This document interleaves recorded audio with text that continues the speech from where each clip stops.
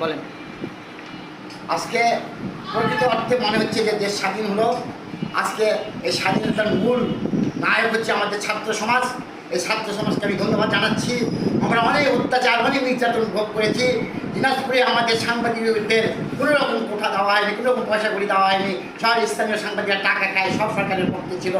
আজকে এদের বিরুদ্ধে ব্যবস্থা নেওয়ার জন্য আমি আমাদের নেতৃবৃন্দকে অনুরোধ জানাচ্ছি। আল্লাহ হাফেজ। প্রিয় দেশবাসী, আপনাদেরকে জানাই স্বাধীনতার সালাম। আজকে দীর্ঘ 16-17 বছর ধরে এই জালেম সরকার গুম খুন হত্যা নির্যাতন করে মানুষকে নিষ্পেষিত করে তুলেছিল। ছাত্র জনতার এই আন্দোলনের বিজয় আজকে তাদের জন্যেই এই দেশ স্বাধীন হলো। এবং সেই সঙ্গে আমি ধন্যবাদ জানাই জাতীয়তাবাদী বিএনপিকে, সেই সঙ্গে ধন্যবাদ জানাই আমাদের অন্যান্য ইসলামী দলকে, জামায়াতে ইসলামীকে, হেফাজতে ইসলামকে এবং অন্যান্য দলকে। সত্যিকার অর্থে অনেক কষ্ট অর্জিত আজকে আমাদের স্বাধীনতা।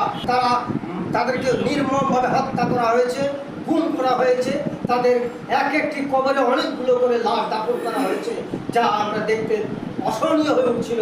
তাই এই সারা বাংলার মানুষ একযোগে নেমে আজ এই বাংলাদেশ স্বাধীন করলো।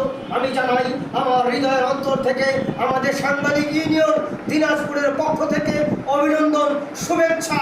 স্বাধীন বাংলা পালিয়েছে পালিয়েছে, শেখ হাসিনা পালিয়েছে পালিয়েছে পালিয়েছে, স্বৈরাচার পালিয়েছে।